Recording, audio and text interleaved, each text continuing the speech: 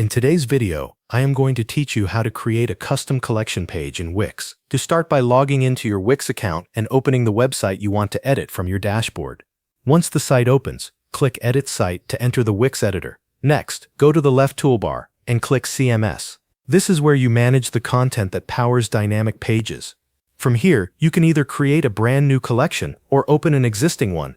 A collection is where your structured content is stored, such as titles, images, descriptions, links, or any other fields you want to display on your site. After opening your collection, add the content you want to use. You can enter the data manually or import it if you already have it prepared. Make sure the collection includes all the fields you want to show on the page, since those fields will be used when you connect elements later in the editor. Once your content is ready, go back to the left toolbar and click Pages and Menu. In the panel that opens, select Dynamic Pages, then click Add Dynamic Page. Wix will ask you to choose the CMS collection you want to connect to this new page. Select the correct collection, then choose the type of dynamic page you want to create. If you want a page for each individual item in the collection, choose an item page. If you want a page that displays multiple collection entries in one place, choose a list page. After choosing the page type, click Create. Wix will generate the dynamic page and connect it to your selected collection. You can now customize the layout just like any other page in the editor.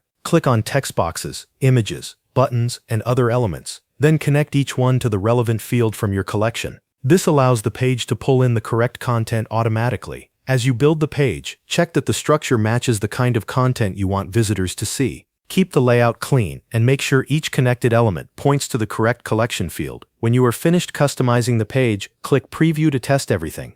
Review the page carefully and confirm that your collection content appears correctly and that the dynamic data is loading the way you expect. If everything looks good, click Publish to make your custom collection page live on your Wix website. Thanks for watching. That covers everything you need to know.